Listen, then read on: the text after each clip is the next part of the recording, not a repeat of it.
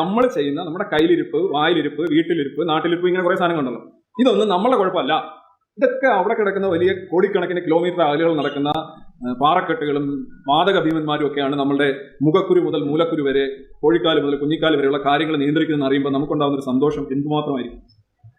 ഈ ഗ്രഹങ്ങളൊക്കെ നമ്മളെ ഇങ്ങനെ നോക്കിയിരിക്കുക. നമ്മൾ ഒരു മുഖക്കുരു കൂടെ കൊടുക്കണം, അവന്റെ അഹങ്കാരം കുറയും. ഇവന്റെ കല്യാണം ഇപ്പം നടത്തരുത്, അല്ലെ ഇവനൊരു വേറൊരു അസുഖം കൂടെ കൊടുത്താൽ, അല്ലെ ഒരു ആക്സിഡന്റ്, ഞാൻ അങ്ങോട്ട് പോയി നിൽക്കാം, ഇങ്ങോട്ട് പോയി നിൽക്കാം, ഗ്രഹങ്ങൾ തീരുമാനിക്കും, നക്ഷത്രങ്ങൾ തീരുമാനിക്കും. ഇങ്ങനെയൊക്കെ വിശ്വസിക്കാനായിട്ടുള്ള മനുഷ്യന്റെ ഒരു അല്പത്തരം ഉണ്ടല്ലോ. അതാണ് യഥാർത്ഥത്തിൽ ബോധിച്ചതിന്റെ അടിസ്ഥാനം. മഹാഗോളങ്ങൾ എന്നൊക്കെ പറഞ്ഞു കഴിഞ്ഞാൽ സൂര്യൻ എന്ന് പറയുന്ന സാധനം എന്താ ചെയ്യുക?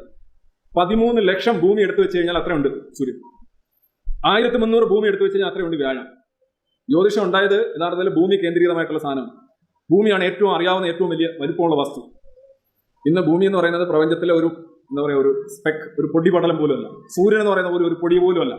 ആകാശ ഗംഗ എന്ന് പറയുന്ന പോലെ ഒന്നുമല്ല. ഇന്ന് നമ്മൾ ഈ സാധനമായിട്ട് നടക്കുക.